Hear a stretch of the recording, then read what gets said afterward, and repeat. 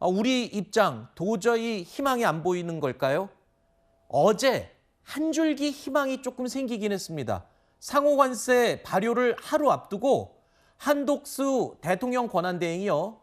트럼프 대통령과 28분 동안 통화를 했습니다. 이게 계엄 사태 그리고 탄핵 사태 이 거치는 동안 한 번도 이 정상 간의 통화가 없었는데 처음으로 이뤄진 통화입니다. 자, 과연 이 자리에서 나눈 대화가 앞으로 우리에게 좀 희망이 될 수 있을지 기대를 좀 해봐야 되겠습니다. 하지만 한 대행은요, 관세 문제에 있어서 중국의 길을 걷지는 않겠다라는 취지를 분명히 했습니다.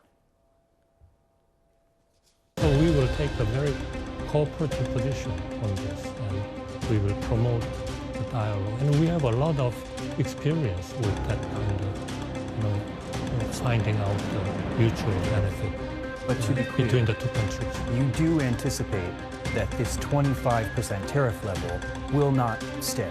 Depending on the negotiations, I think we should, in a very cool way, assess what this kind of 25% means for us, and we should, in a very cool way, should negotiate with them.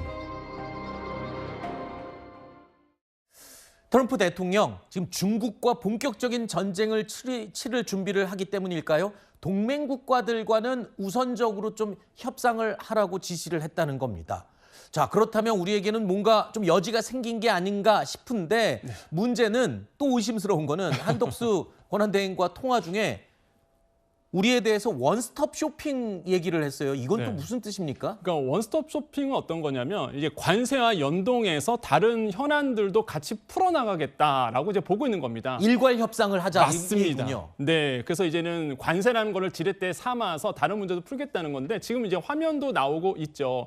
액화천연가스에 대한 문제인데요. 일단 미국산 LNG를 많이 사가라. 그 다음에 지금 알래스카에 가스전 개발을 하고 있는데 이게 천문학적인 금액이 들어가거든요. 네. 일본, 대만, 우리나라 쪽으로 투자해라라고 얘기를 하고 있고요.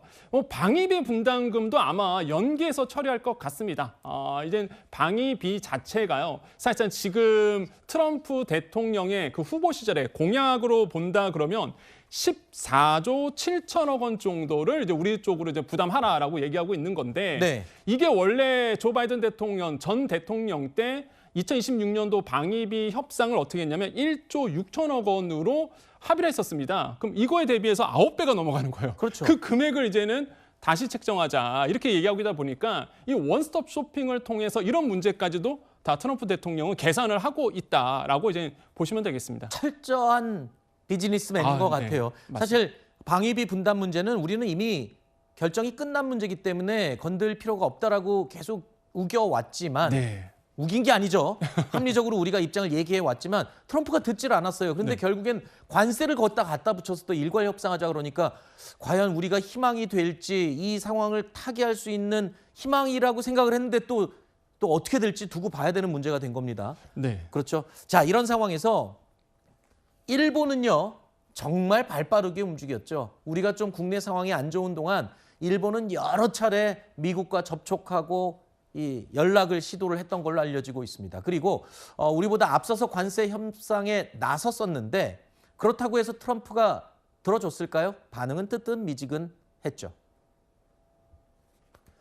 日本が5年連続で世界最大の対米投資国であると旨を述べつつ You're going to have to open up your country because we sold no cars, like 0 cars in Japan, and they sold millions of cars into our country.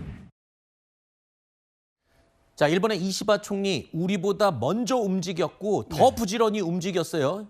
상황이 유리했으니까요, 네. 우리보다. 그리고 심지어 총리도 트럼프와 28분 정도 통화를 했대요. 우리 한덕수 총리와 비슷하게. 뭐 얻어낸 게 있답니까? 없습니다. 없어요. 네, 결론적으로 보면은 사실상 뭐 관세가 면제되거나 뭐 관세율이 떨어졌거나 이런 거는 사실상 밝혀지지 않고 있고요. 그러다 보니 아마 이시바 총리가 조만간 미국으로 갈 것으로 지금 시장에서는 내다보고 있습니다. 솔직히 이 점은 좀 부러워요. 우리는 지금 사실상 정상과의 대담이 없거든요. 사실상 물론 뭐 28분 동안에 대행과 같이 한 대행과 같이 통화한 것뿐이지 네. 사실 누가 가느냐 이게 가장 문제인데 일본은 지금 협상이 잘 안 되다 보니까 아예 미국으로 가겠다라는 얘기가 지금 나오고 있습니다. 어쨌든 간에 이 이시바 총리와의 트럼프 대통령과의 전화 회담을 통해서 얻어낸 건 없지만 향후에 대한 협상 여지는 분명히 남겨놓은 상태다 보니까 이런 부분들은 일본 증시에 영향을 줬어요. 그래서 어제 증시에서 이 이슈가 크게 이제는 이슈가 돼서 크게 올랐는데 사실 오늘 증시 우리나라나 일본이나 마찬가지로 빠지고 있습니다. 그래서 이런 소재들은 다 소진이 됐다 이렇게 보시면 되겠습니다. 지금 하신 말씀 중에 좀 씁쓸한 게요. 어차피 먼저 서둘러서 미국에 가는 게 부럽다고 표현을 했는데 그게 사정하러 가는 거잖아요. 네네. 좀 관세 좀 어떻게 좀 잘해달라고 사정하러 가는 건데 네. 그마저도 부러워해야 하는 이 상황이 정말 씁쓸할 뿐입니다.